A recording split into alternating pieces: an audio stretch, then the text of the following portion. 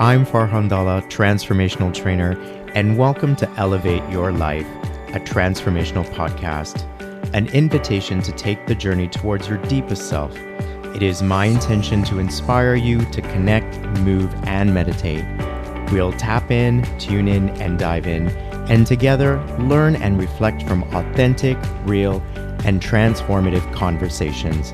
Let's get started. Welcome back. Today, we are talking rituals and grief relief, ways to honor our departed loved ones with my guest, Rishma Gawani. Rishma Gawani is a communications and media professional. She's the author of the kids' book, Sushi and Samosas.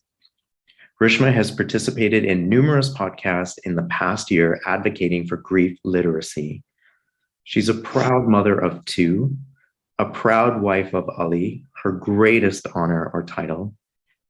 And like myself, she spent the last year finding creative and loving ways to continue Ali's legacy. And we're going to dive into all of this shortly. But before we begin, I'd like to first acknowledge that Rishma and I have both a personal and professional connection. The personal being that we know each other from our Ismaili Muslim community. We went to the same mosque or Jamaat Khana growing up and have known each other since childhood. Professionally, Rishma had a significant role on my career. Rishma, because of you, doors opened up for me to be on television multiple times, including being a guest on the show, The Chat Room, which was my first ever TV appearance. It was my first time as a Canadian Reebok master trainer in media. And then you also had me on the show Balance on the Canadian television network. And I believe I did 5 episodes on there as guest fitness expert. And this was huge for me for many reasons. There was absolutely no representation for South Asians in the fitness industry, including fitness on TV at the onset of my career. And together we broke that barrier and opened the doorway of possibility for myself and other South Asians. So I sincerely, again, thank you for that opportunity.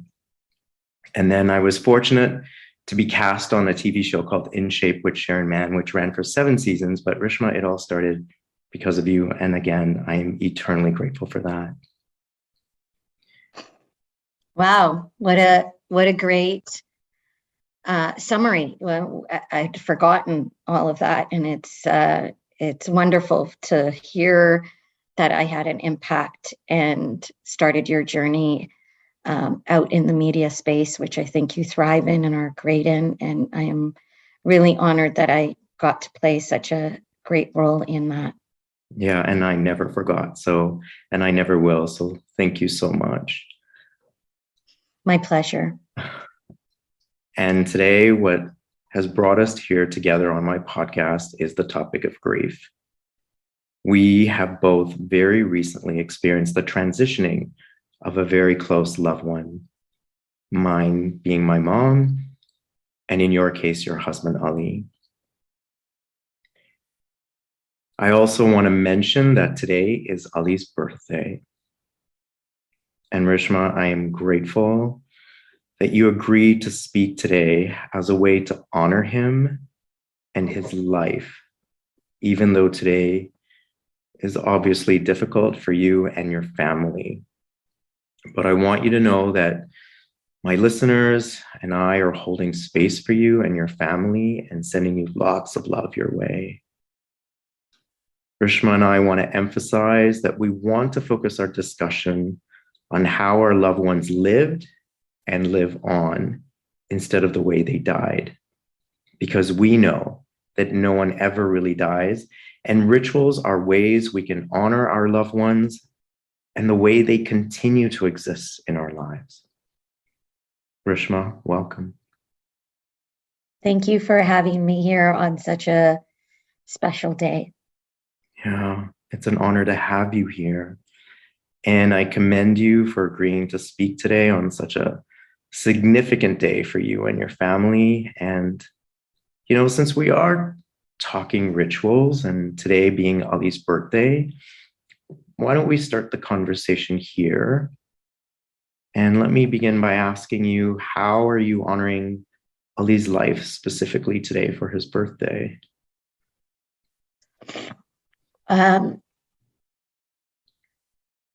Yeah, today's a difficult one. I wasn't sure this morning if I actually would have the courage to participate in this podcast today, but I can't think of a better way to honor him.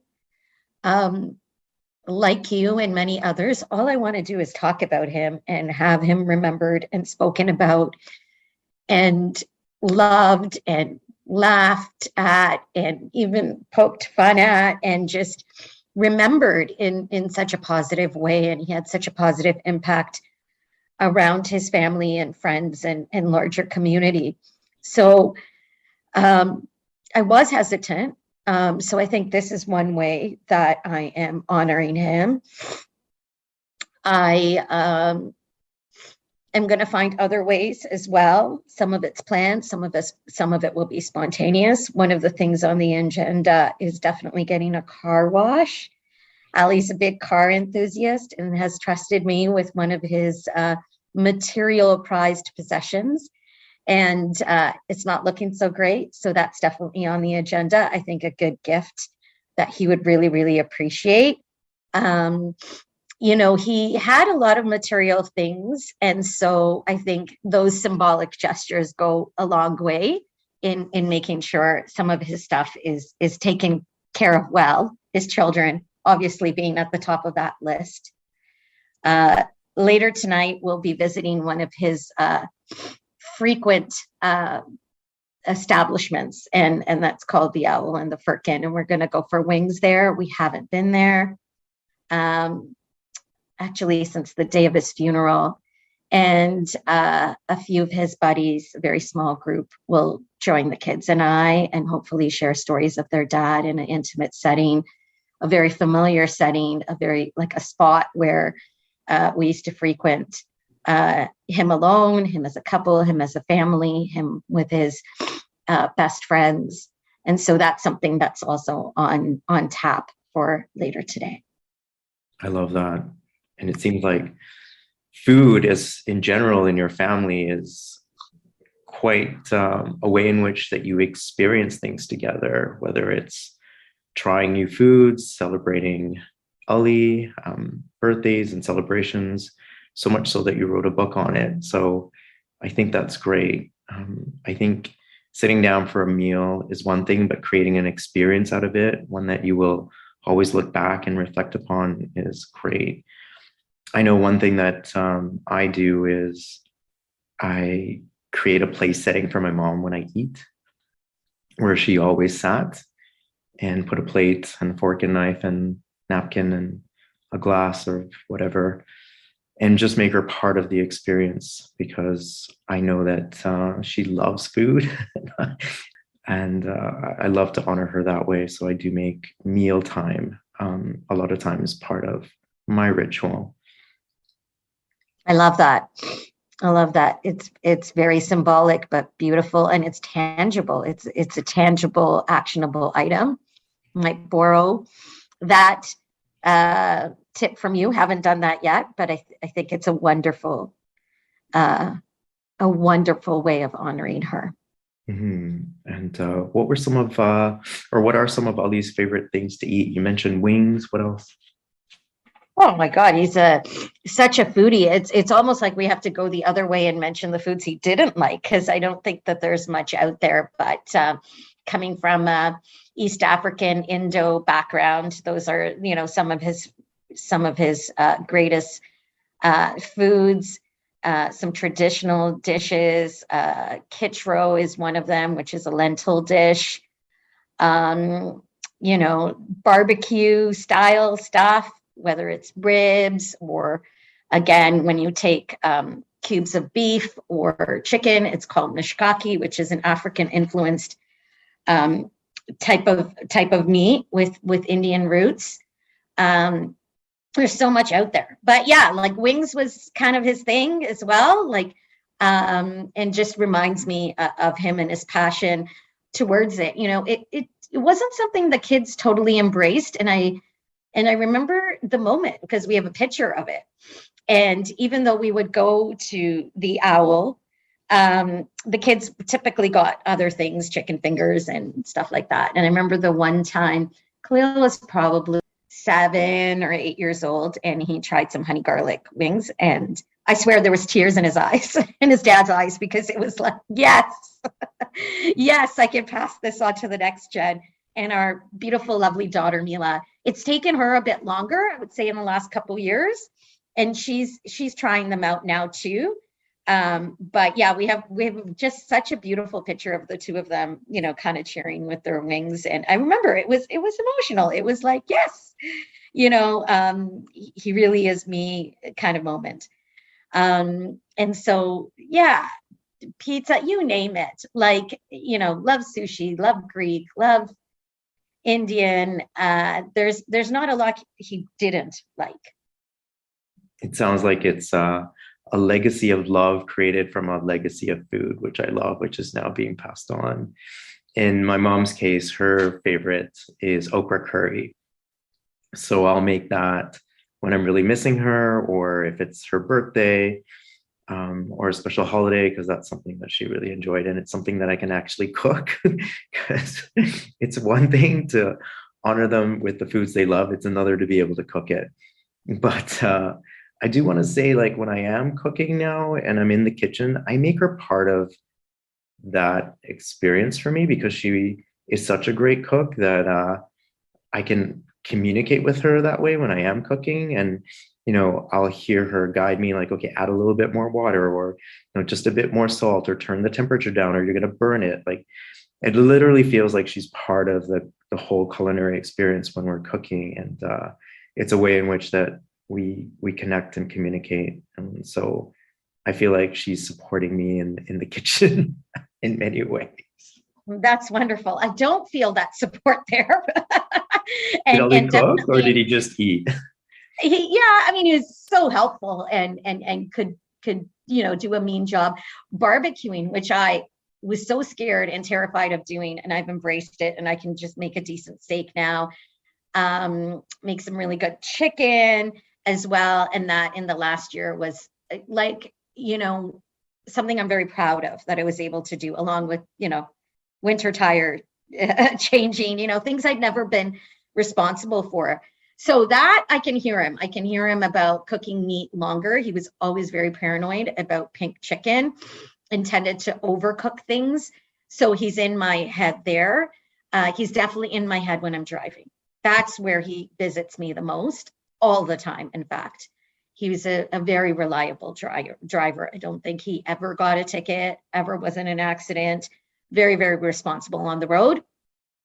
I, on the other hand, do not have the same good fortune as him, or the tangible skills. And so he visits me there. But back to the food, yeah, there are a few recipes that I actually want to get from his family, my mother too. And I'm getting better in the kitchen. And so that's something I do want to honor him with, certain foods, because I think, like a lot of cultures, families center themselves around food, and food is actually love, equals love. Mm-hmm. When I think of all the love that went into every meal my mom prepared, it's something that I think of now, because I use some of the utensils that she used, like the ladles and spoons and whatnot, when I'm stirring, and I visualize and imagine how many meals were prepared with those spoons and ladles and saucepans, and the amount of love that went into it. And so I consciously try and put love into everything that I'm cooking now to continue that, because I think it makes a big difference in the experience of having a meal that's been prepared with so much love, as I'm sure you have as well. There's something quite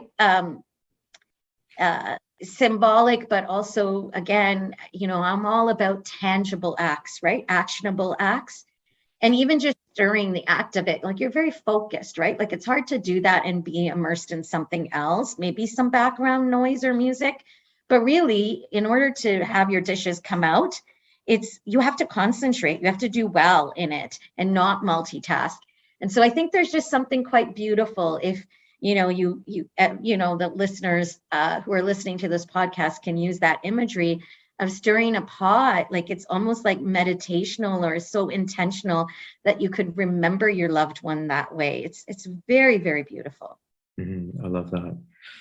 And so what other rituals have you created around special occasions like holidays? We have lots of holidays. Did you carry on some traditions, create some new ones? What are some rituals you've created around honoring Ali and his life during those times? I think there's been quite a lot, and it's I like to call them acts of love. And so I'll mention a few of them, and actually all of them, if we get to it. Back to the car, because it was something that was on his bucket list. It's an electric car, and really wanted to honor him by it, because every time I sit in there, I think of him and his passion for technology. We were early adopters and had a hybrid car in 2008. And he was always on the cusp of what was new and technology and being environmentally conscious. I'm not sure if he would have done it in the living, but I did get a personalized license plate for him, because I just thought it was a good way to honor him, and for people to be driving by, strangers and maybe people who know us, to also think of him. It's a play on words. It's called For Ali, but the spelling is FORE, which is a term in golf, and he was a huge golfer. So it's For Ali. It could also mean the four of us. There's four of us in the family. It could mean the generic FOR. So there's a lot of different meanings and interpretations, and I like that. I like that it's a conversation starter for people in the car to argue about what it says. We've had neighbors who think it's For really. So, I mean, it's what you see, but it's not so obvious. And I hope not so cheesy. And so that was one way that I was able to honor him. At his funeral, got some masks done during COVID. Obviously, we're required to wear them, and they're personalized with his name with a little heart. And they're actually the comfiest masks ever. And everyone wore the same one. I gave out one of his ties. He was also a very big into tie collector. So each male had a different tie of his to wear and then keep. And there's still a lot. He was very passionate about that. And when we, a year ago, rewind back when we did a celebration of life for him, we put together a tribute video. Our daughter, actually, at the savvy age of 10, was able to pull that together with a lot of images and video. There's some audio of him as well. And so that was another legacy piece that we were able to pull together. And it's sort of eternal. Like, you can always refer back to it. It was very therapeutic putting that together. It's harder now to watch it. At the time, it was more of a project. So we kind of became immersed in the sequencing and making sure that, people were equally represented, and the photos and the videos matched to the music. So doing it was, we were really immersed in it. And now watching it not so regularly, I still absolutely adore it. I think it's perfect, and we'll treasure it forever. Something for our kids to also refer to. It's up on YouTube as a private link. We at the Princess Margaret Hospital, which was the hospital he frequented, they had something, and I think they still have it. It's called Locks of Love, and where you buy an individual lock and you can personalize it. The money goes towards the foundation in the hospital. And they have that on display downtown in front of the hospital on Murray Street. It's in the shape of a heart, along with like different love locks. So think of it as something that you would see at the Distillery District or in places like Paris. So that's also locked in with his name. We recently went to visit it, couldn't find it at first, was a little nervous. It was like, where is he? Where is he? and was able to find him. And that was a triumphant moment. And speaking of the Princess Margaret Hospital, we recently participated in their spring lottery campaign. So Ali's story is profiled on video and in print in all of those brochures that end up in people's houses, I think across Canada, to participate in the lottery. His story is profiled. And so hopefully people are motivated by hearing about his story and our story to give a little, give a lot, whatever they can. So that's another concrete example of something that I did in his honor, continuing his legacy, continuing to tell his story and remembering him in all his glory and light and what his journey was about and what he represented and how he wants to be remembered, which was a celebration of a full life. That's what he wanted. That's what he did. And that's what he achieved. Albeit it was shorter, it was a full and rich life. And part of that full and richness was having you and your kids as being part of it. And I love the different ways that you as a family have honored and continued his legacy, whether it's through contributions to the foundations, sharing your story, all the podcasts that you've done, cleaning and washing his car, getting together with friends on celebratory days like his birthday, like today. But what about day to day? What does your day look like in a way in which incorporates him as part of your lives? Every morning, I light a candle. And that is an everyday ritual. Somewhere around mid-morning, I blow it out. And then again, it's lit in the evening time. That wasn't a daily occurrence. It was sort of once in a while. That has become habitual. In terms of daily rituals and remembrance, I think, he's thought of and prayed for and remembered every day, not just by us, but by the larger circle of family and friends that we are lucky to be blessed with.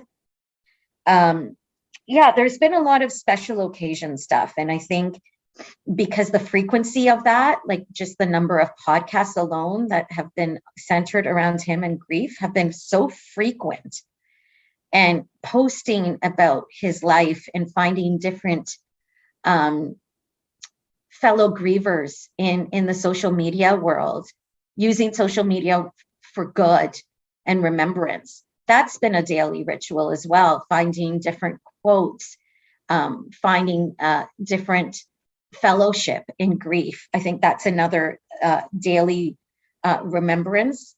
I think for the first, I would say 6-7 months, I was really committed to going to his grave every single day. That's slowed down. I haven't visited today, but hopefully I will with the kids.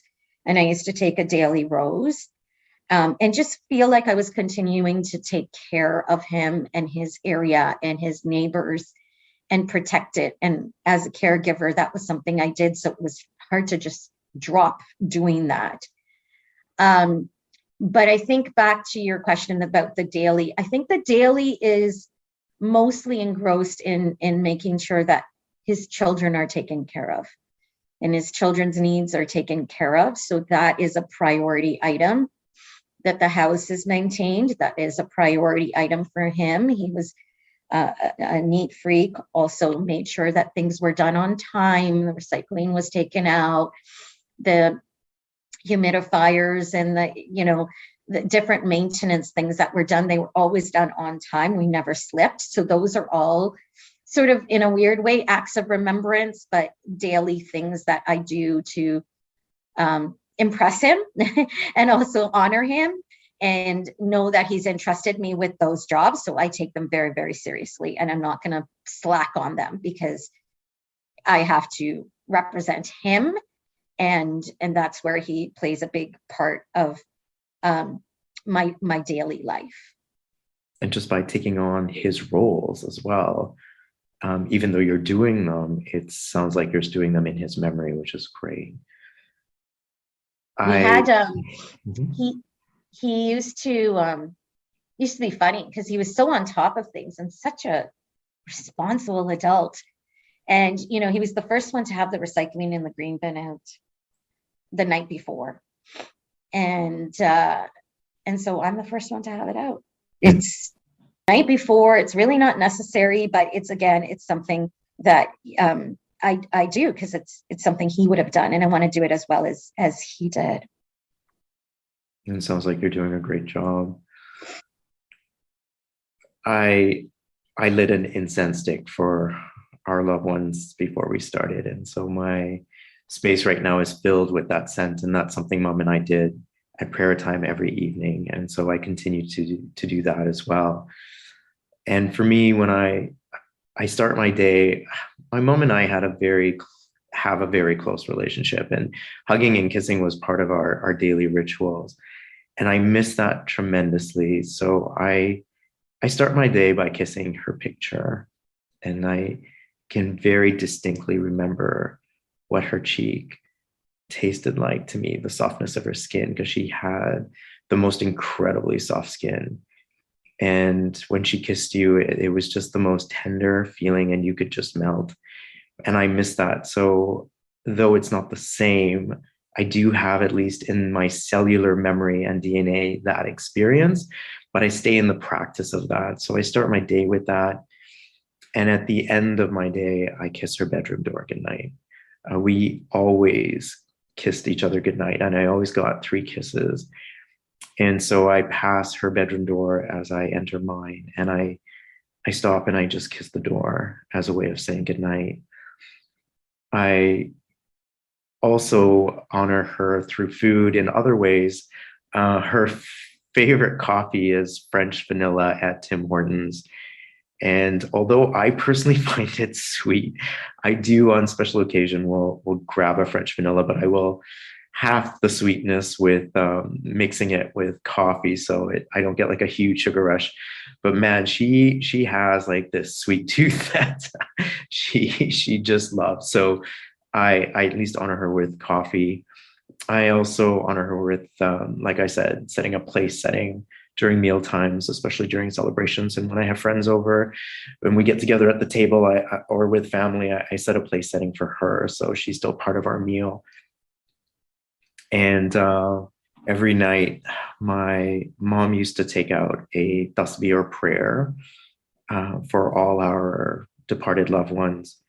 And so that's a tradition that I started while she was still in physical form, and have continued now every night at bedtime, and of course, including her in it. And so that's my nightly ritual.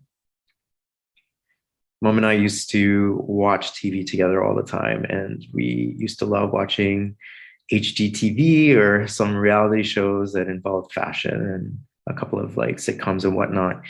And we always shared a blanket when we sat on the couch. So I would cover her legs and mine, and we would sit close together, often holding hands. And so I miss that physical contact and that touch. But oftentimes, what I'll do is I'll still cover myself with just half the blanket and imagine her sitting next to me while I'm still watching TV, and imagine I'm covering her legs with the other half of the blanket. And so I miss those times, I miss those moments.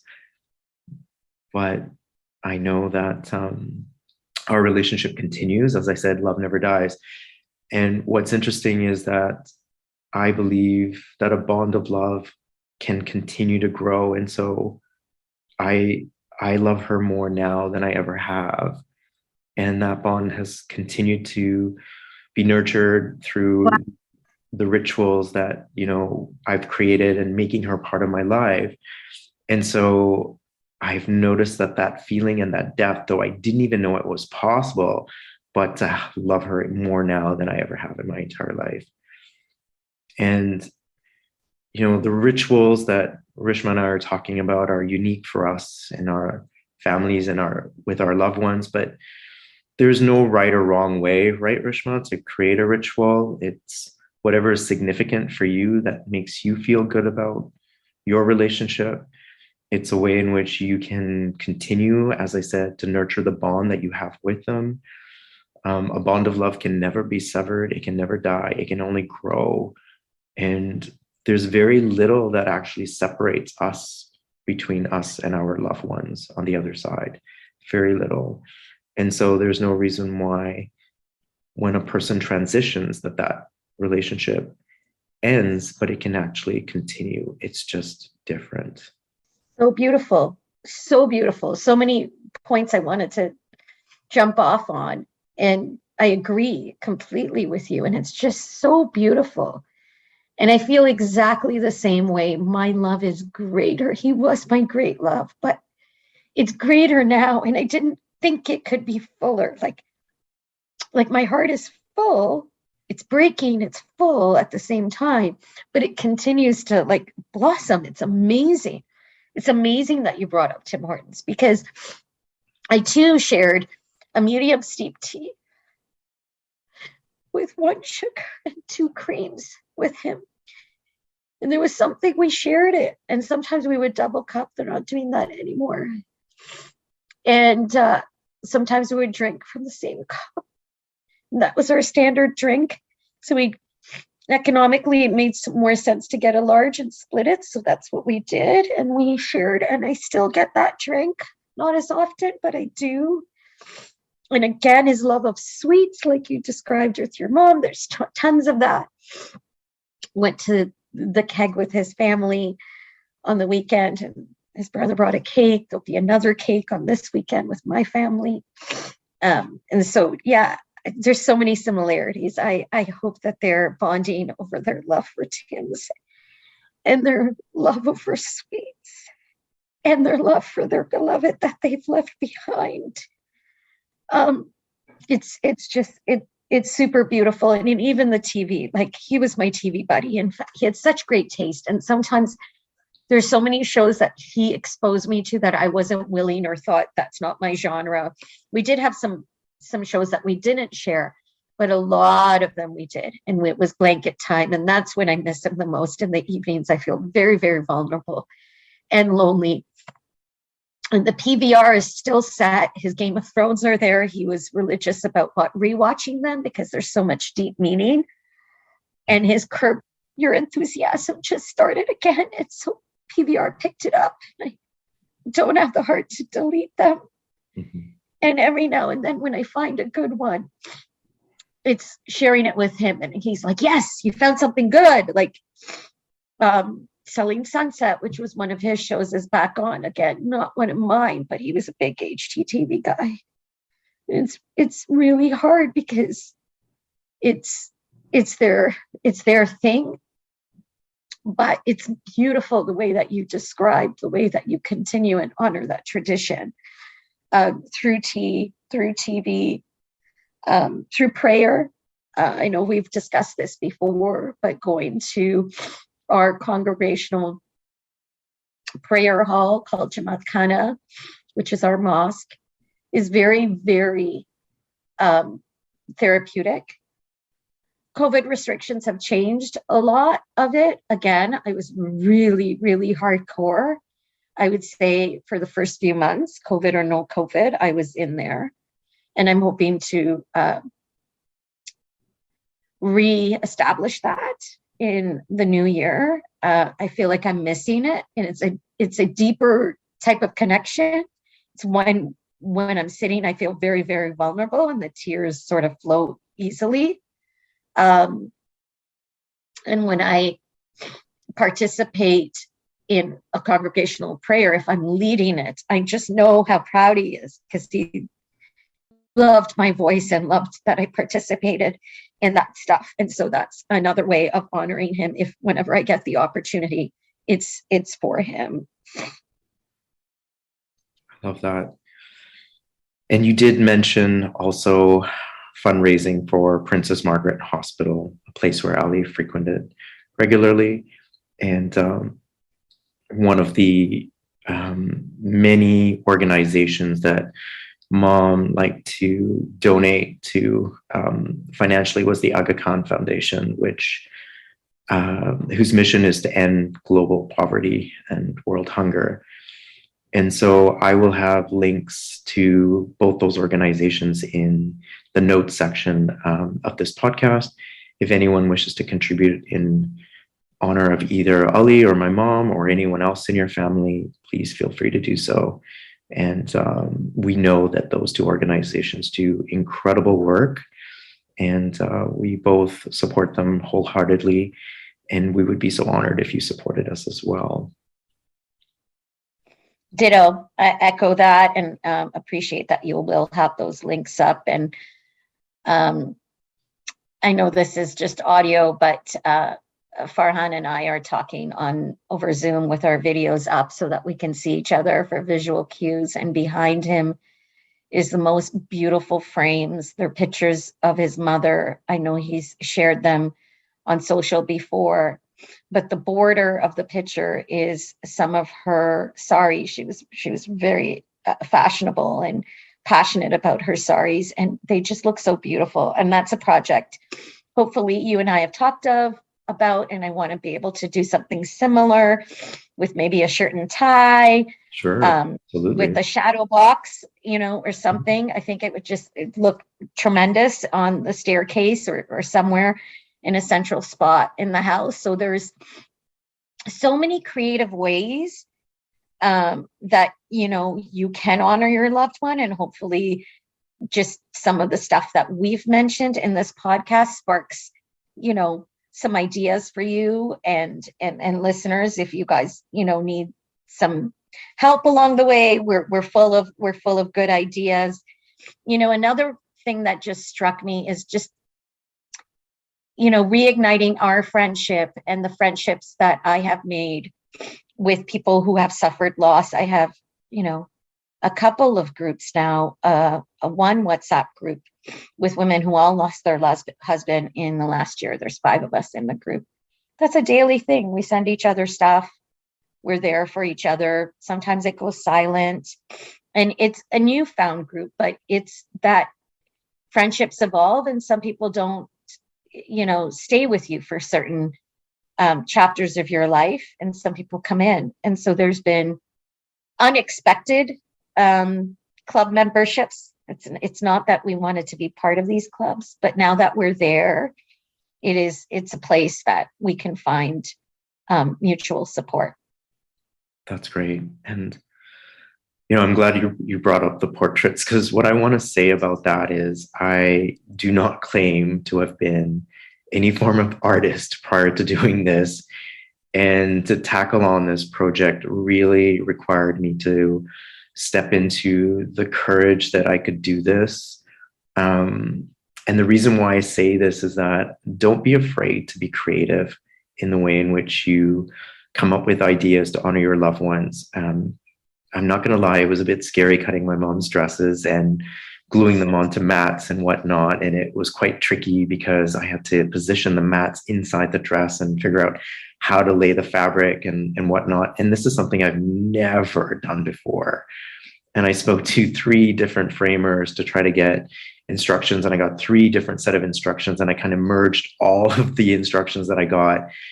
But that process was another way in which I really felt a deep connection to my mom, because as I was doing it, I went into meditation and prayer and felt her guiding my hand as I was cutting the fabric, which again was quite scary, I won't lie.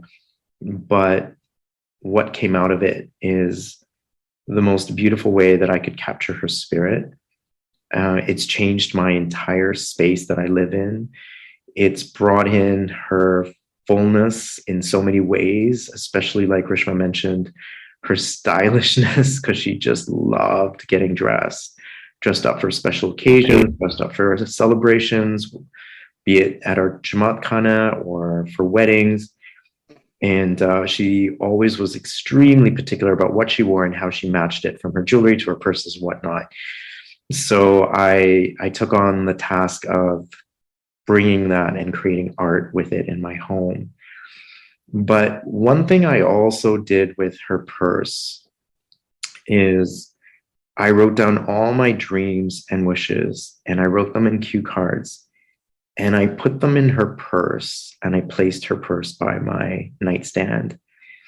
And so I sleep with that next to me. And when I wake up and go to bed, or anytime I pass my nightstands, it's a reminder that she has her blessing in her hand on my dreams and my wishes.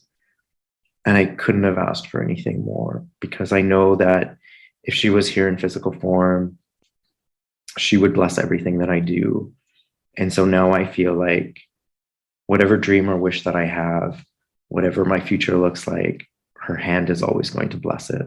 And so I'm really grateful for that as well.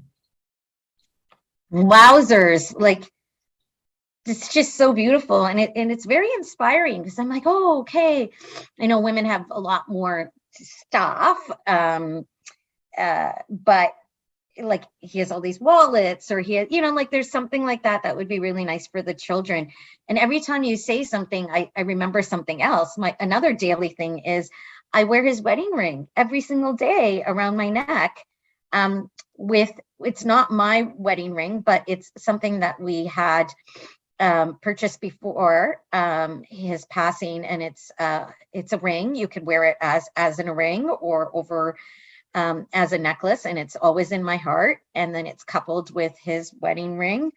I also wear prayer beads. I got some personalized with his initial, and a prayer bead specifically that he was wearing for the last several years. So there's so many things. I mean, you use really your creative juices, and it sounds like it was quite the project. But even picking up like an initialed mug from Indigo, like, you can outsource these things. You can buy that. I took tea lights, cheap little tea lights that I got, dollar store, Amazon kind of, and I just took a Sharpie, and I knew that the investment was so little that if I screwed it up, it wouldn't be a big deal. And when I just started like doodling, and one of them would have his initials, another one would say a heart, and I gave them out to different people, and I also have a bunch. And so those are battery operated tea lights, and, cheap and cheerful. There's, more extensive projects like you've done, but I just think there's so many different things that you can do. Again, with Ali being an avid golfer, took golf balls, again, took a Sharpie and put his initial at his grave. His nameplate is surrounded with golf balls, like all around it. It was just something to honor him. And that's, sort of like the flowers kind of die and weather resistant are not weather resistant, but the golf balls are all year round, and kind of just dug them into the ground. So the border of his plate has the golf balls. So there's so many little things and big things that I think we've been doing. I know others do it, and hopefully, our listeners will do it. One of the grief groups we were in did a butterfly release this September. It's usually an event in person where everyone who is bereaved can release their butterflies all together. In this case, they were dropped off, and we were able to release them. That's a really beautiful thing if you're able to take advantage of, one of those programs. But I think this conversation is just so helpful to me, helpful to you, I know, and helpful Absolutely. to hopefully people who are listening, to help inspire them to keep their loved ones alive. They're alive. They're alive in so many ways. They're just not here physically, which is very, very difficult. Not going to lie or mask that and say all of these things. Just, they do make it easier in one way, or they make you remember them, but overall you're still grieving. And so they're acts of remembrance, they're acts of love, they're acts of grief, and grief essentially equals love. Mm. And one last thing I want to share is something that was actually gifted to me, which was the most incredible gift I think I've ever received. But a really good friend of mine, her name is Galit, and she lives in Florida, and she's a very close friend of mine. Her and her 3 daughters had a beautiful blanket made for me, and it was covered with pictures of me and my mom. and all these pictures from, the two of us together in every picture, and it just covers the entire blanket. And in the middle it says, "I'm everything I am because you loved me," which is the song that I used for a video actually that I made as well for my mom during our celebration of life and for Mother's Day, which was about her life. And that song is pretty significant for me because of those times and moments. But she had that inscribed in the blanket, and so I sleep with that every night. And in the card that she gave to me with the blanket, it said, "Now you can sleep every night with your mother's love wrapped all around you." And I thought that was just an incredibly beautiful gesture, and I truly treasure that gift. And it lays on my bed all day, and then when I go to sleep, I just cover myself up with that. And it's just another reminder as well that my mother's love is always around me. So just best gift ever. Like, yep. That is phenomenal. And the idea of pictures too, like we live in a digital age. Like, I mean, that is an extreme gesture of love and kindness, and like, yes, the best gift. But going back to small, like, I mean, I haven't totally done this too, is like print your pictures, go to Shoppers, go to Staples, print your pictures, put them up in frames that already, exist, have them handy, put them up on your fridge, do something like that for Create someone a tribute wall, or yeah, like just the idea of physical pictures makes them physically maybe more present because we're not just, attached to a screen.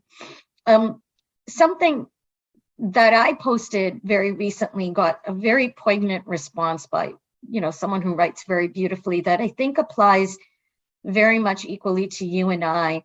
And this is a university friend, Patricia. And what she was responding to was a reel I made, and it was just with the song and of the story that's been shared on the Princess Margaret site. And she says, "Oh, Rishma, I'm a puddle. The way you honor Ali is a gift to all of us, celebrating his joy and his passion for life. And through it all, the deep ache of missing his physical presence, which radiates larger than life itself," which in turn made me a puddle. And I said, all I can do is honor him and keep him alive through his legacy and contribution of providing so much goodness to the world. And that you are doing beautifully, my friend, in every way. And this conversation has truly highlighted all of that. And I know that both Ali and my mom are super proud of us and continue to love us and are deeply appreciative of every act of love that we have made for them. As we wrap up, I also want to quickly mention that your book, Sushi and Samosa, is available on Amazon, and I will put the link for that in the notes section as well. Please check out this book. It's beautifully written by a beautiful person, and I know that the message there will transform your eating experience with your family. Rishma, I want to thank you for your openness and vulnerability in sharing your grief journey with us today. I want to thank you for being my guest, my friend, and I am sincerely grateful for how our paths have crossed, and especially now, in a way in which that we could be there for each other to support one another in one of the most challenging times of our lives. I am eternally grateful for every text, every message, every Facebook message, every thought, every act of love that you have directed towards myself and my mom. And on behalf of both of us, we thank you greatly. Thank you for having me. I'm really happy I did do it today. I told you I had some trepidation there and started out really, really, really emotional. And then you got me all excited and happy again. And I know that I'm ending with happier tears than I started with sadder tears. So I thank you for being part of my journey and our newfound relationship. People come and go in your lives. This is a chapter that we are sharing, and I'm very, very grateful, and continue to keep you and your mother close in my thoughts and prayers. Thank you. Thank you. I'm Farhan Dalla. Thank you for taking the time to listen to today's episode of Elevate Your Life, a transformational podcast. I hope today's conversation has elevated you in some way and inspired you to connect, move, and meditate. I'd really appreciate your support by following and rating this podcast. Come back soon and join me for another transformative conversation.